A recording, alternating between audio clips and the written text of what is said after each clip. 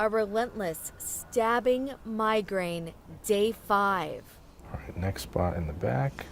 The only relief, Novocaine injections into my skull. The needle, nothing compared to the pulsating, throbbing agony. You ready? I'm going to take a break.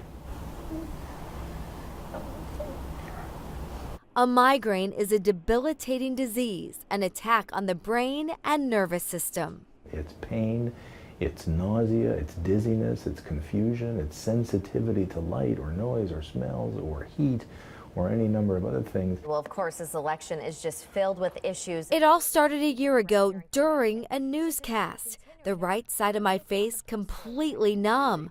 No feeling in my right hand. My right eye blurry. The pain in my head so intense I could no longer think. Migraine is one of the most common medical disorders on the face of the earth. It's like someone drew a line right down my face and I can't feel anything from this side over. And the pressure is so strong on my head with this knife just jabbing right here. I had not had a migraine until after my second baby, something the director of Yale Headache and Facial Pain, Dr. Gottschalk, says he sees all too often. There seems to be a factor there that after your second or third pregnancy, that's even more likely to happen. He says more research needs to be done on the connection between motherhood and migraines, but hormonal changes appear to be the reason why. So is it as simple as moms being stressed? All the research that we've done on the idea that stress causes headache says, nope, that's really not what happens at all. Alex, you can have apple. 45-year-old Jessica Hansen of Guilford has been battling migraines for 16 years. It's a disease like any other disease, but it's invisible.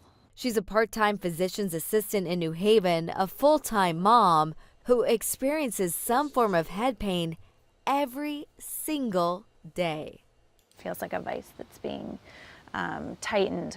Her boys have learned when she's at her worst. She closes herself in a dark, silent room. She kind of like stays alone. It's really hard to talk to them about that. I do feel guilty a lot. I feel bad that my husband has to shoulder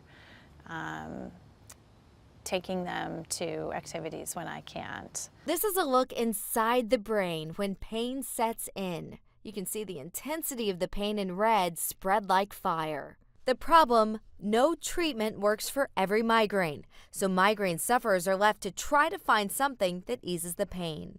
I've tried at least a dozen different drugs and treatments, even one that sends a shock to my brain. It's basically like a small MRI. You hit the button on this thing and it delivers a quick pulse of magnetic energy to the surface of the brain. Hold it against the back of the head and pull up on those buttons, you'll hear a loud pop. And it doesn't hurt? Nope. I felt that loud pop, but it wasn't painful. Did it help?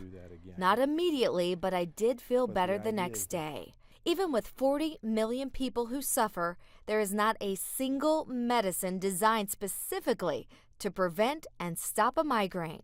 The sad part, in a way, there is that right now, all of those treatments that we have for prevention were discovered by accident.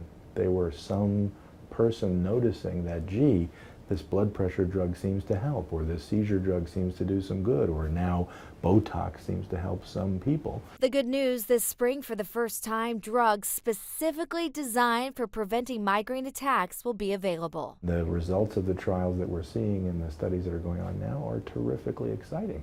So having a whole new type of treatment to offer people should, I think, open the door to looking at this problem a lot harder.